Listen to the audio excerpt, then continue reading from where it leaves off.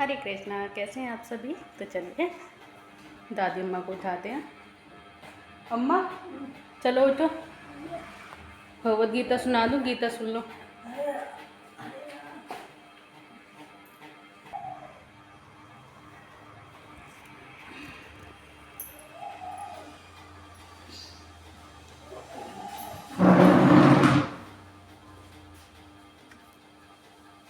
चलो अम्मा सुनाती हूँ। जय श्री कृष्ण चैतन्य प्रभु नित्यानंद, श्री अद्वैत गदाधर श्रीवासादि गौर भक्ति वृंद।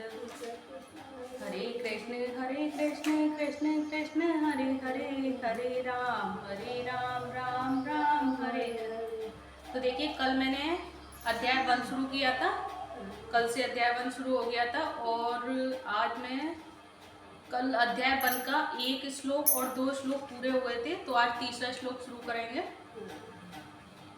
चलिए तीसरा श्लोक शुरू करते हैं। एंड उससे पहले हरे कृष्णा अवश्य लिखे कमेंट बॉक्स में। चलिए, पश्येताम पांडुपुत्राणामाचार्य महती चमू व्यूढ़ाम द्रुपद पुत्रेण तव शिष्येण धीमता।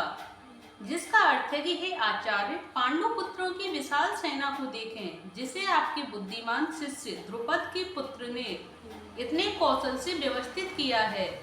जिसका तात्पर्य है, परम राजनीतिज्ञ दुर्योधन महान ब्राह्मण सेनापति द्रोणाचार्य के दोषों को इंगित करना चाहता था और अर्जुन की पत्नी द्रौपदी के पिता राजा द्रुपद के साथ द्रोणाचार्य का कुछ राजनीतिक झगड़ा था। इस झगड़े के फलस्वरूप द्रुपद ने एक महान यज्ञ संपन्न किया, जिससे उसे एक ऐसा पुत्र प्राप्त होने का वरदान मिला जो द्रोणाचार्य का वध कर सके, और द्रोणाचार्य इसे भली भांति जानता था।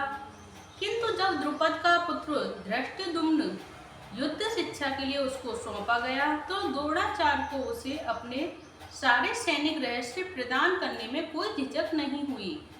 अब धृष्टद्युम्न कुरुक्षेत्र की युद्ध भूमि में पांडवों का पक्ष ले रहा था और उसने द्रोणाचार्य से जो कला सीखी थी, उसी के आधार पर उसने यह व्यूह रचना की थी। दुर्योधन ने द्रोणाचार्य की इस दुर्बलता की ओर इंगित किया, जिससे वह युद्ध में सजग रहे और समझौता ना करे। इसके द्वारा वह द्रोणाचार्य को यह भी बताना चाह रहा था कि कहीं वह अपने प्रिय शिष्य पांडवों के प्रति युद्ध में उदारता न दिखा बैठे। विशेष रूप से अर्जुन उसका अत्यंत प्रिय एवं तेजस्वी शिष्य था, और दुर्योधन ने यह भी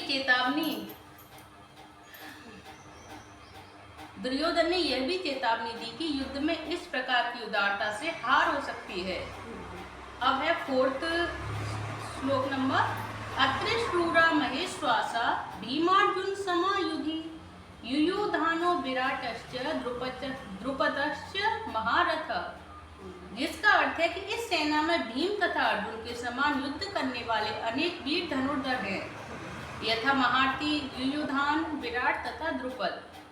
जिसका तात्पर्य है कि यद्यपि युद्ध कला में द्रोणाचार्य की महान शक्ति के समक्ष धृष्टद्युम्न महत्वपूर्ण बाधक नहीं था, किंतु ऐसे अनेक योद्धा थे जिनसे भय था।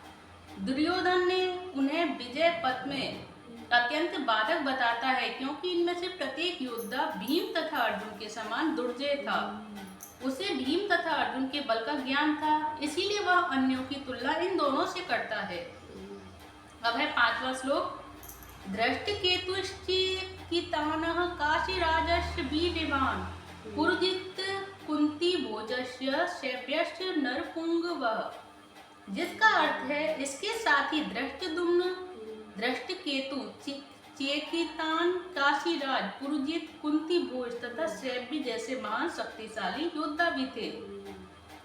युधामन्युश्च विक्रांत उत्तमौजाश्च वीर्यवान् सौभद्रो द्रौपदेयाश्च सर्व एव महारथा।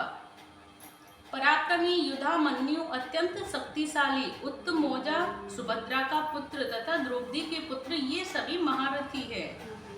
अकस्माकं तु विशिष्टा ये तान्निबोध द्विजातम नायका मम सैन्यस्य सज्ञार्थ तान्ब्रवीमि ते।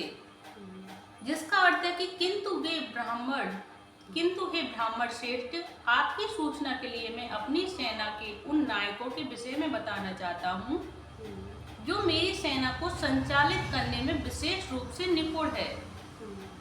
भवान भीष्मश्च कर्णश्च कृपश्च समितिञ्जय अश्वत्थामा विकर्णश्च सौमदत्तिस्तथैव च। जिसका अर्थ है, मेरी सेना में स्वयं आप भीष्म, कर्ण, कृपाचार्य, अश्वत्थामा, विकर्ण तथा सोमदत्त का पुत्र भूरिश्रवा आदि है जो युद्ध में सदैव विजयी रहे हैं। दुर्योधन उन अद्वितीय युद्ध वीरों का उल्लेख करता है जो सदैव विजयी होते रहे हैं। विकर्ण दुर्योधन का भाई है, अश्वत्थामा द्रोणाचार्य का पुत्र है और सोमदत्ती या भूरिश्रवा बाहिल के राजा का पुत्र है। कर्ण अर्जुन का आधा भाई है क्योंकि वह कुंती के गर्भ से राजा पांडु के साथ विवाहित होने के पूर्व उत्पन्न हुआ था। कृपाचार्य की जुड़वा बहन द्रोणाचार्य को ब्याही थी।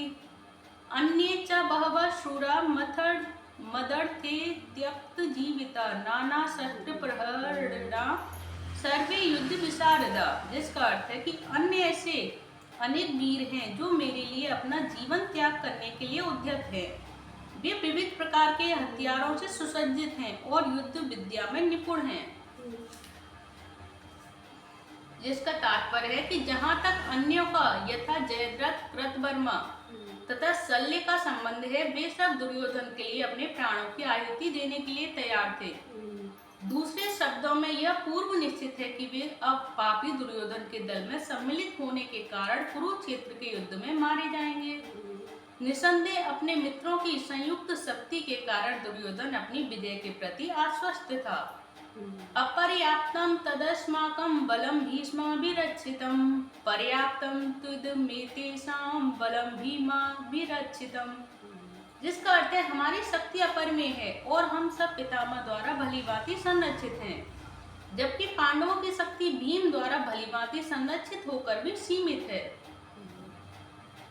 जिसका तात्पर्य है कि यहाँ पर दुर्योधन ने तुलनात्मक शक्ति का अनुमान प्रस्तुत किया है और वह सोचता है कि अत्यंत अनुभवी सेना नायक भीष्म पितामह के द्वारा विशेष रूप से संरक्षित होने के कारण उनकी सशस्त्र सेनाओं की शक्ति अपरिमेय है और दूसरी ओर पांडवों की सेनाएं सीमित है क्योंकि उनकी सुरक्षा एक कम अनुभवी नायक भीम द्वारा की जा रही है जो भीष्म की तुलना में नगण्य है। दुर्योधन सदैव भीम से ईर्ष्या करता था क्योंकि वह जानता था कि यदि उसकी मृत्यु कभी हुई भी तो भीम के द्वारा ही होगी, किंतु साथ ही उसे दृढ़ विश्वास था कि भीष्म की उपस्थिति में उसकी विजय निश्चित है क्योंकि भीष्म कहीं अधिक उत्कृष्ट सेनापति हैं। वह युद्ध में विजयी होगा, यह उसका दृढ़ निश्चय था। तो देखिए 10 श्लोक कंप्लीट हो चुके हैं आज, जो मैंने तीसरे श्लोक से शुरू किया था। 3, 4, 5, 6, 7, 8, 9, 10 8 श्लोक आज पूरे हो गए हैं क्योंकि आज छोटे छोटे श्लोक थे तो 8 हो चुके हैं। कल से 11वां श्लोक शुरू करेंगे और आज यहीं विराम लेते हैं। जय श्री कृष्ण चैतन्य प्रभु नित्यानंद श्री अद्वैत गदाधर शिवासादि गौर भक्ति वृंद। हरे कृष्ण कृष्ण कृष्ण हरे हरे, हरे राम राम राम हरे हरे।